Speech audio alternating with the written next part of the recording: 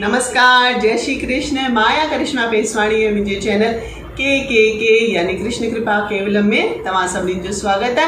तव्हां जो पंहिंजो चैनल जिते तव्हां ॾिसंदा आहियो सिंधी ॾिण वार सां जुड़ियल सभु जानकारी, सिंधी खाधा, सिंधी भजन, सभु पंहिंजी मिठड़ी ॿोली सिंधीअ में। जीअं त सुभाणे चेटी चंड आहे, तव्हां सभिनीनि खे चेटी चंड जी लख लख वाधायूं। मूंखे घणेई रिक्वेस्ट आयूं आहिनि कि बहिराणो ठाहे करे ॾेखारियो, त मां अॼु तव्हांखे बहिराणो ठाहे ॾेखारींदसि। हूअं त बहिराणो हर चंड ते हर सिंधीअ खे ठाहे करे ज़रूरु मंदिर में वञणु खपे, पर जे नथा बि वञो त चेटी चंड ॾींहुं हर घर में बहिराणो ठाहे ज़रूरु मंदिर में वञो। त अॼु मां तव्हांखे उहो ॾेखारियां थी। बहिराणे जी छा महिमा आहे, चंड राति असीं सिंधी छो कंदा आहियूं, ऐं बहिराणे महिल जो अखो पाइबो आहे हुन में कहिड़ा मंत्र चइबा आहे, कहिड़ी अरदास आहे, उहो डिटेल में सभु वीडियो मां पहिरियों ई विझी चुकी आहियां। हे डिस्क्रिप्शन में लिंक अथव, हुते वञी तव्हां ॾिसी सघो था। अॼु मां तव्हांखे बहिराणो ॾेखारियां थी। त सभिनीनि खां पहिरियों ॾिसूं था कि बहिराणे लाइ पाण खे छा छा सामग्री खपे। त अचो ॾिसी था वठूं पाण खे बहिराणे लाइ छा खपे। अटो, जेतिरो नंढो या बहिराणो वॾो ठाहिणो आहे हुन हिसाब सां तव्हां अटो खणंदा।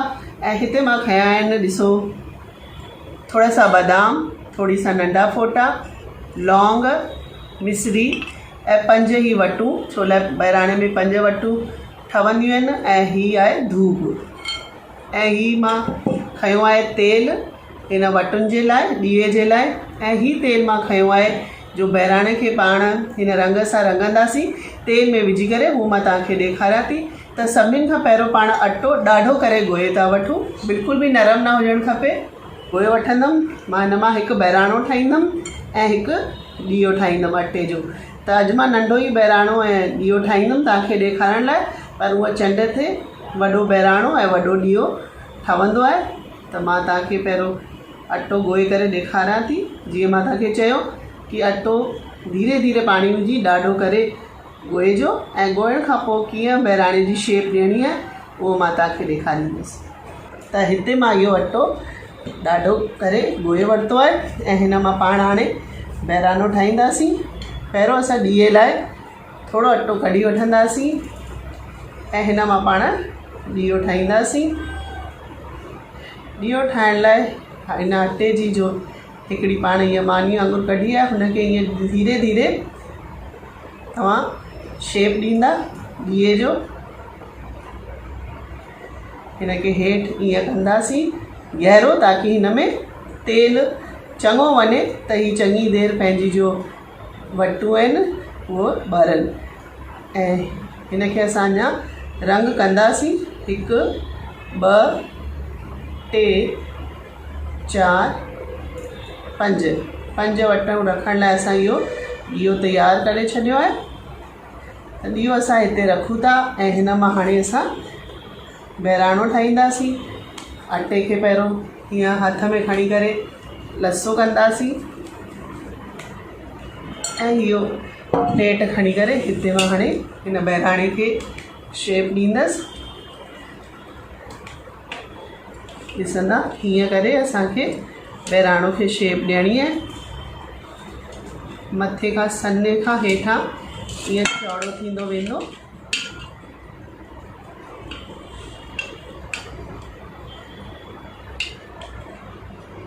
त हीअ असांजो बहिराणो ऐं ॾीओ रेडी आहे।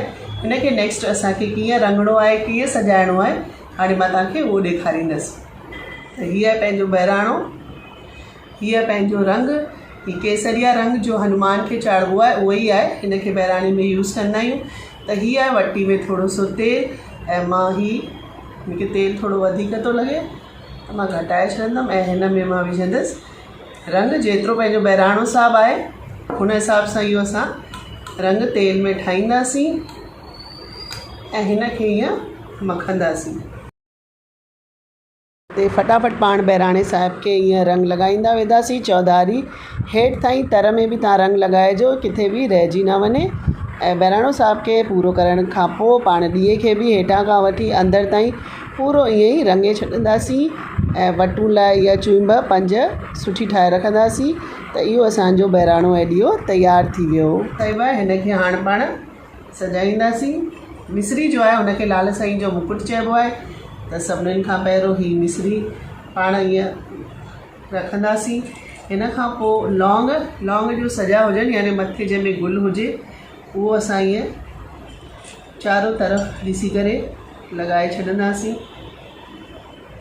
न कोई बि अहिड़ो टफ कमु कोन्हे बहिराणो साहिबु ठाहिणु, असांखे ही ज़रूरु अचणु खपे। न पाण खे अगरि जे न ईंदो ऐं पाण ई सभु न कंदासीं त ॿार असांजा कीअं सिखंदा ऐं कीअं पंहिंजी सिंधियत खे अॻियां वधाईंदा। त घटि में घटि हेतिरो त हर सिंधी माता खे ख़बर हुजणी खपे। त ही पाण लॻायासीं लौंग ऐं हिन खां पोइ असां लॻाईंदासीं हिते फ़ोटा। त चारों तरफ़ ही फ़ोटा बि ईअं ई लॻाईंदा ईंदासीं। अटे में ही फटाफट ईअं लॻंदा वेंदा अथव। त ही लॻायासीं असां फ़ोटा ऐं बहिराणे खे कलर बि हेठां ताईं लॻाइणो आहे। तव्हां ॾिसो जिते जिते न लॻियो हुजे हेठि तर ताईं बि रंग लॻाइणो आहे। ऐं हिन खां पोइ हिननि जे विच में हिकु हिकु बादाम असां ईअं सजाईंदासीं।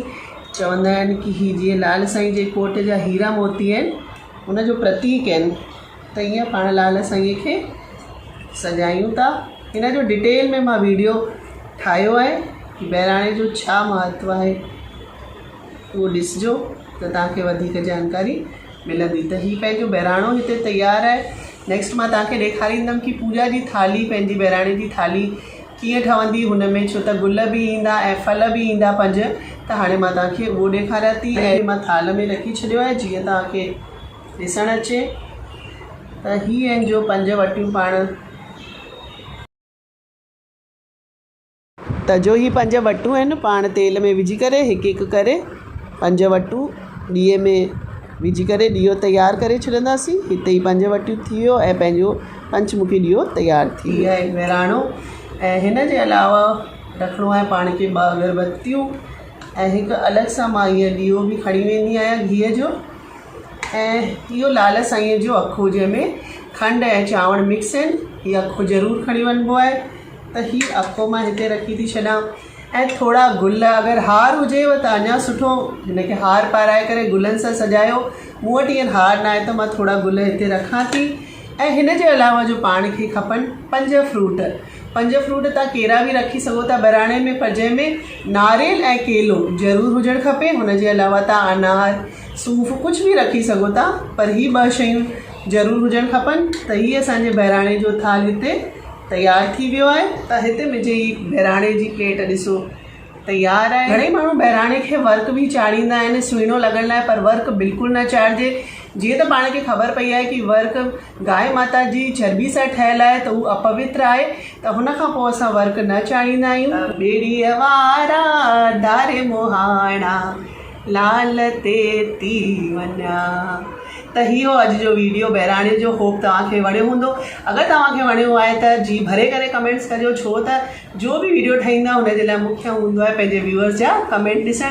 त कमेंट में रुगो जय झूलेलाल बि लिखंदा त मां सम्झी वेंदमि तव्हांखे वीडियो वणियो आहे। वरी मिलंदासीं हिकु नए वीडियो, हिकु नई जानकारी सां। तव्हां सभिनीनि खे चेटीचंड जी लख लख वधायूं। जय झूलेलाल, जय श्री कृष्ण।